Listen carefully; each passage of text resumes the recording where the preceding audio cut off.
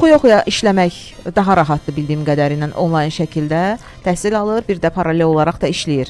Bəli, bəli. O məsələn böyük yaşı çox olanlar üçün yaxşıdır ki, vaxt qalır.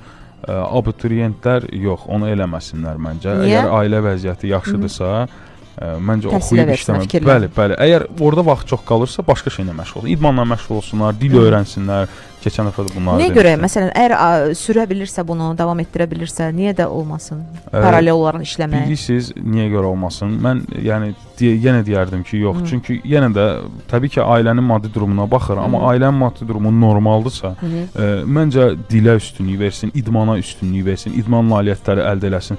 Ümumiyyətlə idman da çox önəmlidir. Niyə görə önəmli? İndi deyəcəksiniz ki, idmanın yəni nə önəmi ola bilər sağlamlıqdan başqa? Yox, elə deyil. Mən məsələn biznes həyatımda mənim vaxtında idmanla məşğul olmağımın çox böyük rolu var.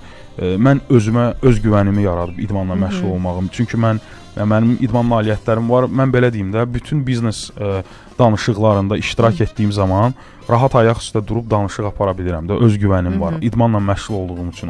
Bu oğlan uşaqlarına, bəli, bu oğlan uşaqlarına aiddir təbii ki, özlərində çalışır.